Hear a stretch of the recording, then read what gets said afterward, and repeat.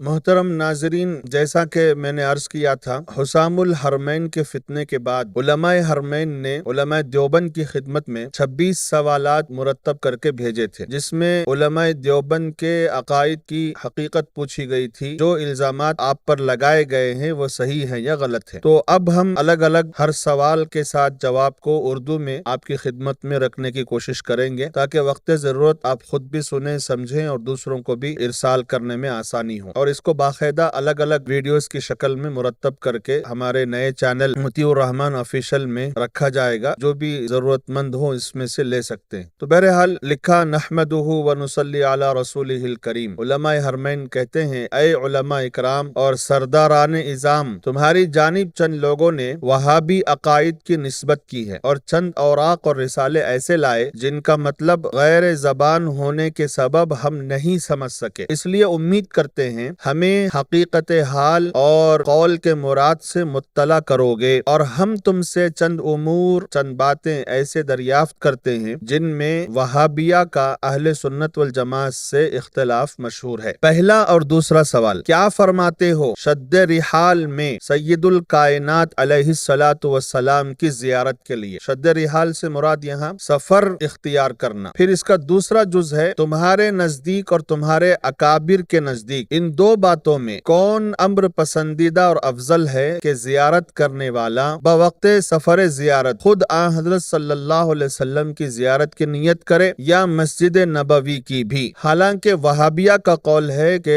مسافر مدینہ منورہ کو صرف مسجد نبوی کی نیت سے سفر کرنا چاہیے۔ دو سوال ان کی طرف سے۔ اب یہاں سے جواب حضرت خلیل احمد سہارنپوری رحمت اللہ علیہ نے تمام اکابر علماء دیوبند کی طرف سے ترجمانی کرتے ہوئے جواب دینا شروع کیا ہے۔ پہلے اور دوسرے سوال کا جواب، شروع اللہ کے نام سے جو نہایت مہربان رحم والا، اور اسی سے مدد اور توفیق درکار ہے، اور اسی کے قبضے میں ہے تحقیق کی باغیں۔ حمد و صلاۃ و سلام کے بعد اس سے پہلے کہ ہم جواب شروع کریں، جاننا چاہیے کہ ہم اور ہمارے مشائخ اور ہماری ساری جماعت بحمد اللہ فروعات میں مقلد ہیں۔ مقتدائے خلق حضرت امام ہمام، امام اعظم ابو حنیفہ نعمان بن ثابت رضی اللہ عنہ کے، اور اصول و اعتقادیات میں پیرو ہیں، فالوورز ہیں امام ابو الحسن اشعری اور امام ابو منصور ماتوریدی رضی اللہ عنہما کے، اور طریقہ صوفیہ میں ہم کو انتساب حاصل ہے سلسلہ عالیہ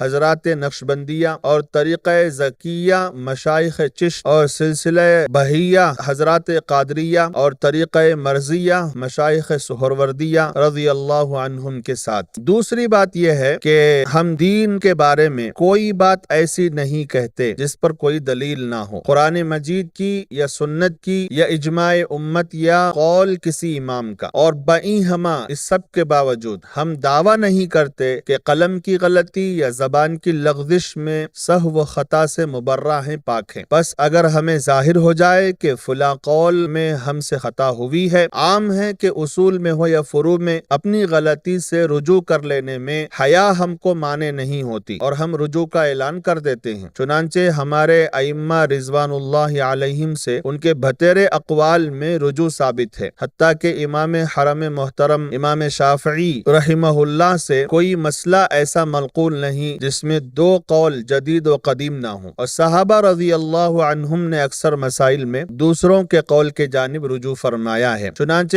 حدیث کے تتبع کرنے والے پر ظاہر ہے، بس اگر کسی عالم کا دعویٰ ہے کہ ہم نے کسی حکم شرعی میں غلطی کی ہے، سو اگر وہ مسئلہ اعتقادی ہے اس پر لازم ہے کہ اپنا دعویٰ ثابت کرے علماء کلام کی تصریح سے، اور اگر مسئلہ فرعی ہے تو اپنی بنیاد کی تعمیر کرے ائمہ مذہب کے راجح قول پر۔ جب ایسا کرے گا تو انشاءاللہ ہماری طرف سے خوبی ظاہر ہوگی، یعنی دل و زبان سے غلطی قبول کریں گے اور قلب و اعضاء سے شکریہ ادا کریں گے۔ تیسری اہم بات یہ ہے کہ ہندوستان میں لفظ وہابی کا استعمال اس شخص کے لیے ہوتا تھا جو ائمہ رضی اللہ عنہم کی تقلید چھوڑ بیٹھے، چاروں میں سے کسی کی بھی تقلید نہ کرے۔ پھر ایسی وسعت ہوئی اس کے استعمال میں کہ یہ لفظ ان پر بولا جانے لگا جو سنت محمدیہ صلی اللہ علیہ وسلم پر عمل کریں اور بدعات سیئہ رسوم قبیحہ کو چھوڑ دیں۔ یہاں تک ہوا کہ ممبئی اور اس کے نواح میں ارد گرد میں یہ مشہور ہے کہ جو مولوی اولیاء اللہ کی قبروں کو سجدہ اور طواف کرنے سے منع کرے وہ وہابی ہے، گو کتنا ہی بڑا مسلمان کیوں نہ ہو۔ اس کے بعد لفظ وہابی ایک گالی کا لفظ بن گیا۔ اگر کوئی ہندی شخص کسی کو وہابی کہتا ہے تو یہ مطلب نہیں کہ اس کا عقیدہ فاسد ہے، بلکہ یہ مقصود ہوتا ہے کہ وہ سنی حنفی ہے، سنت پر عمل کرتا ہے، بدعت سے بچتا ہے اور معصیت کے ارتکاب میں اللہ تبارک و تعالی سے ڈرتا ہے۔ اور چونکہ ہمارے مشائخ رضی اللہ عنہم احیاء سنت میں سعی کرتے اور بدعت کی آگ بجھانے میں مستعد رہتے تھے، اس لیے شیطانی لشکر کو ان پر غصہ آیا اور ان کے کلام میں تحریف کر ڈالی، تبدیلی کر ڈالی اور ان پر بہتان باندھے، طرح طرح کے افتراء، الزام اور خطاب وہابیت کے ساتھ متہم کیا گیا، مگر حاشا و کلا کہ وہ ایسے ہوں، بلکہ بات یہ ہے کہ یہ سنت اللہ ہے کہ جو خواص اولیاء میں ہمیشہ جاری رہی ہے۔ چنانچہ اپنی کتاب میں خود ارشاد فرمایا ہے، اور اسی طرح ہم نے ہر نبی کے دشمن بنا دیے ہیں، جن و انس کے شیاطین کے ایک دوسرے کی طرف جھوٹی باتیں ڈالتا رہتا ہے دھوکے کے لیے۔ اور اے محمد صلی اللہ علیہ وسلم، اگر تمہارا رب چاہتا تو یہ لوگ ایسا کام نہ کرتے، سو چھوڑو ان کو، ان کے افتراء کو۔ پس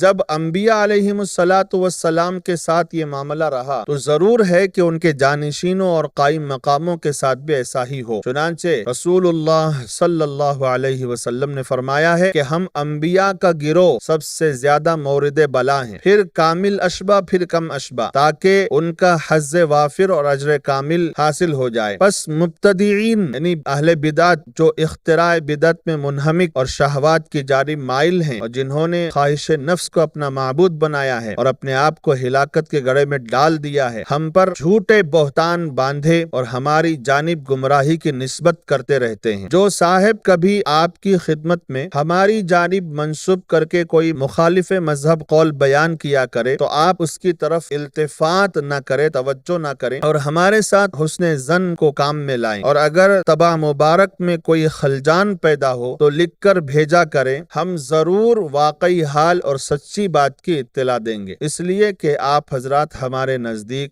مرکز دائرۃ الاسلام ہیں۔ اس تمہید کے بعد حضرت نے جواب کی توضیح کی ہے۔ جواب کی توضیح: ہمارے نزدیک اور ہمارے مشائخ کے نزدیک زیارت قبر سید المرسلین یعنی حضور پاک صلی اللہ علیہ وسلم کی قبر کی زیارت ہماری جان آپ پر قربان اعلیٰ درجے کی قربت اور نہایت ثواب اور سبب حصول درجات ہے۔ یہ اصل عقیدہ ہے علماء دیوبند کا، اکابر علماء دیوبند کا، بلکہ واجب کے قریب ہے، گو شد رحال اور بذل جان و مال سے نصیب ہو، یعنی سب کچھ لگا کر بھی یہ نصیب ہوتا ہے تب بھی ہمارے لیے بہت بڑی بات ہے۔ اور سفر کے وقت آپ کی زیارت کی نیت کریں اور ساتھ میں مسجد نبوی اور دیگر مقامات و زیارت گاہ کی بھی نیت کریں، بلکہ بہتر یہ ہے کہ جو علامہ ابن حمام نے فرمایا ہے کہ خالص قبر شریف کی زیارت کی نیت کرے، پھر جب وہاں حاضر ہوگا تو مسجد نبوی کی بھی زیارت حاصل ہو جائے گی۔ اس صورت میں جناب رسالت مآب صلی اللہ علیہ وسلم کی تعظیم زیادہ ہے اور اس کی موافقت خود حضرت صلی اللہ علیہ وسلم کے ارشاد سے ہو رہی ہے۔ یہ حدیث ہے: جو میری زیارت کو آیا کہ میری زیارت کے سوا کوئی حاجت اس کو نہ لائی تو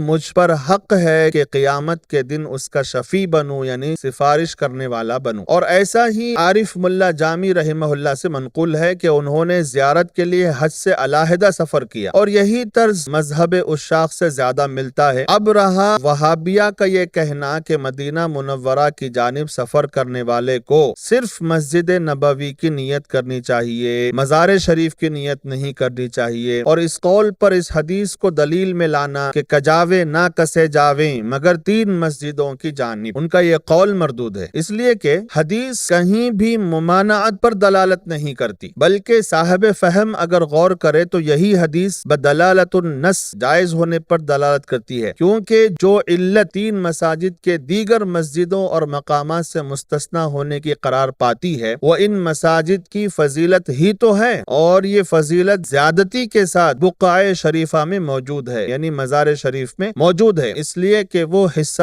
زمین جو جناب رسول اللہ صلی اللہ علیہ وسلم کے اعضائے مبارکہ کو مس کیے ہوئے ہے، لگے ہوئے ہے، یہ علی الاطلاق افضل ہے، یہاں تک کہ کعبہ اور عرش و کرسی سے بھی افضل ہے۔ چنانچہ فقہا نے اس کی تصریح فرمائی ہے، اور جب فضیلت خاصہ کی وجہ سے 3 مسجدیں عموم نہی سے مستثنی ہو گئیں تو بدرجہ اولا ہے کہ بقائے مبارکہ فضیلت عامہ کے سبب مستثنی ہو۔ ہمارے بیان کے موافق بلکہ اس سے بھی زیادہ بسط کے ساتھ اس مسئلے کی تصریح ہمارے شیخ شمس العلماء حضرت مولانا مولوی رشید احمد گنگوہی قدس سرہ نے اپنے رسالہ زبدۃ المناسک کی فصل زیارت مدینہ منورہ میں فرمائی ہے، جو بارہا طبع ہو چکا ہے۔ نیز اسی مبحث میں ہمارے شیخ المشائخ مفتی صدر الدین دہلوی قدس سرہ کا ایک رسالہ تصنیف کیا ہوا ہے، جس میں مولانا نے وہابیہ اور ان کے موافقین پر قیامت ڈھا دی اور بیح کن دلائل ذکر فرمائے ہیں۔ اس کا نام ہے احسن المقال فی شرح حدیث لا تشد الرحال۔ وہ طبع ہو کر مشتہر ہو چکا ہے، پھیل چکا ہے، اس کی طرف رجوع کرنا چاہیے۔